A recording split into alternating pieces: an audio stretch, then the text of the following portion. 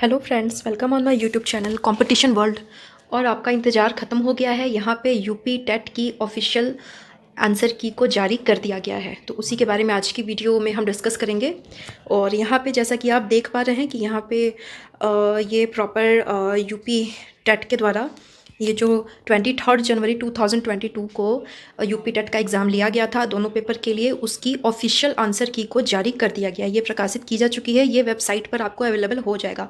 Website है updla.government.in।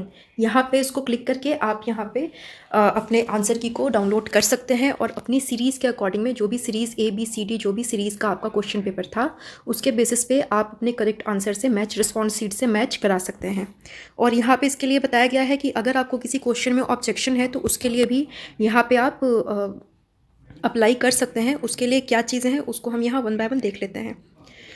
यहाँ जैसा कि आप यहाँ देख पा रहे हैं स्क्रीन पे लिखा हुआ भी है कि प्रकाशित उत्तरमाला के क्रम में यदि इच्छुक अभ्यर्थी कोई आपत्ति संज्ञान में लाना चाहते हैं तो निम्नलिखित शर्तों के अधीन दिनांक 28 जनवरी 2022 के अपराह्न से दिनांक 1 फरवरी 2022 तक उक्त निर्दिष्ट वेबसाइट के माध्यम से ऑनलाइन संज्ञान में ला सकते हैं। यहाँ पे कहा जा रहा है कि जो आंसर की को रिलीज़ किया गया है, अगर आपको किसी भी क्वेश्चन में कोई आपत्ति हो तो आप उस क्वेश्चन को चैलेंज कर सकते हैं। अब क्वेश्चन को चैलेंज आप कैसे करेंगे उसके कुछ नियम नीचे दिए गए हैं, तो उसको भी वन बाय वन हम देख लेते हैं।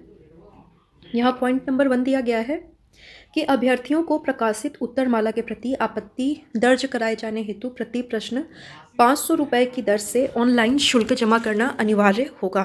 मीन्स यहाँ पे हर एक क्वेश्चन के लिए जितने भी क्वेश्चंस को आप चैलेंज करना चाहते हैं वहाँ पे 500 पर क्वेश्चन के अकॉर्डिंग आप यहाँ पे चैलेंज कर सकते हैं। और अगर आपत्ति शुल्क जमा नहीं किया गया तो आपत्ति को स्वीकार नहीं किया जाएगा। मीन्स अगर आप ओनली अपना क्वेश्चन चैलेंज देते हैं सही आंसर के साथ में, सही रेफरेंस के साथ में, बट अगर आप पेमेंट नहीं करते तो आपके चैलेंज को एक्सेप्ट नहीं किया जाएगा, वो कैंसिल हो जाएगा।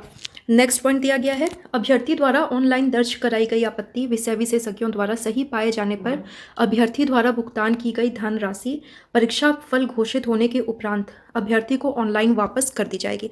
मीन्स यहाँ पे बताया गया है कि अगर किसी क्वेश्चन में आपको प्रॉब्लम है, आपको लग रहा है कि उसका आंसर ऑफिशियल साइट आंसर की में गलत दिया हुआ है, उसका आंसर कुछ और होना चाहिए, तो आप उस क्वेश्चन को चैलेंज कर सकते हैं। और अगर वो आंसर सही पाया गया, रेफरेंसेस को सही पाया गया, तो आपने जो इसके लिए पेमेंट दी थी 500 रुपीज़ की, वो आपको रिजल्ट आउट होने के बाद में वो रिफंड कर दिया जाएगा।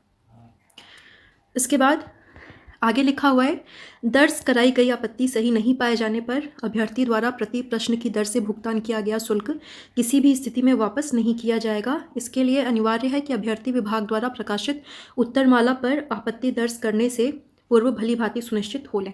मीन्स यहाँ बताया गया है कि अगर आपके चैलेंज को सही पाया गया है तब तो वहाँ पे आपको रिफंड कर दिया जाएगा, लेकिन आपने जो क्वेश्चन को चैलेंज किया और अगर आपका चैलेंज गलत हो जाता है तब यहाँ पे किसी भी तरह से कोई भी रिफ़ंड आपको नहीं किया जाएगा। तो क्वेश्चन को चैलेंज करने से पहले आप अच्छे से सोच विचार कर सकते हैं।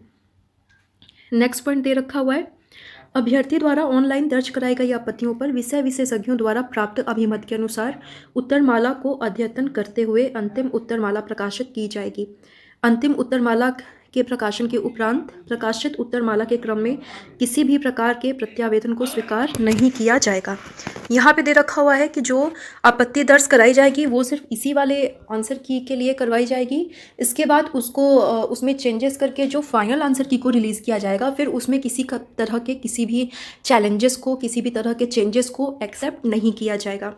नेक्स्ट पॉइंट देखते हैं ऑनलाइन आपत्ति दर्ज कराने में किसी भी प्रकार के साक्ष्य अभिलेख वेबसाइट पर अपलोड नहीं किए जाएंगे। अभ्यर्थी आपत्ति के साक्ष्य के रूप में बुक रेफरेंस का नाम एवं संदर्भित पृष्ठ संख्या प्रश्न के सामने रिमार्क विकल्प पर अंकित कर सकते हैं। मीन्स आपको यहाँ पे चैलेंज कैसे करना है, तो बेसिकली आपको यहाँ पे कुछ भी अपलोड नहीं करना है, किसी भी बुक की फ़ोटो या पेज को अपलोड नहीं करना है। आपको उस बुक का नाम लिख देना है और उस बुक के कौन से वाले पेज नंबर पर रिलेटेड जो आंसर है, रिलेवेंट आंसर है वो दे रखा हुआ है, उस पेज नंबर को वहाँ पे बस फिल कर देना है रिमार्क में। सिर्फ इतना ही करना है। नेक्स्ट और लास्ट पॉइंट यहाँ पे दे रखा हुआ है आपत्ति केवल निर्दिष्ट वेबसाइट के माध्यम से ऑनलाइन ही स्वीकार की जाएगी। व्यक्तिगत पत्राचार एवं मोबाइल किसी भी अन्य माध्यम से कोई भी आपत्ति किसी भी परिस्थिति में स्वीकार नहीं की जाएगी। निर्धारित अंतिम तिथि 1 फरवरी के उपरांत इस संबंध में कोई भी आपत्ति प्रत्यावेदन स्वीकार नहीं किया जाएगा। तो मीन्स यहाँ पे ये दे रखा हुआ है कि जो चैलेंजेस आप करोगे तो उसको ओनली ऑनलाइन मोड में ही उसको एक्सेप्ट किया जाएगा। जो प्रोसीजर दे रखा हुआ है उसी प्रोसीजर के थ्रू ही ये एक्सेप्ट किया जाएगा। अगर पर्सनली कोई पत्राचार करता है, यानी कि लेटर या एप्लीकेशन भेजता है, या मोबाइल या फिर मेल के थ्रू अगर कोई चैलेंज करना चाहता है तो उसके थ्रू ये एक्सेप्ट नहीं होगा। जो प्रोसीजर दे रखा हुआ है आपको उन्हीं सारे प्रोसीजर्स को फॉलो करते हुए 1 फरवरी से पहले तक अपने चैलेंजेस को आपको भेज देना है, अगर आप भेजना चाहते हैं तो बेसिकली यही सारे अपडेट्स थे आज के। और जैसा कि यूपी टेट के बारे में कहा भी गया था कि 27 जनवरी को आंसर की रिलीज़ कर दी जाएगी, और ऐसा हुआ भी।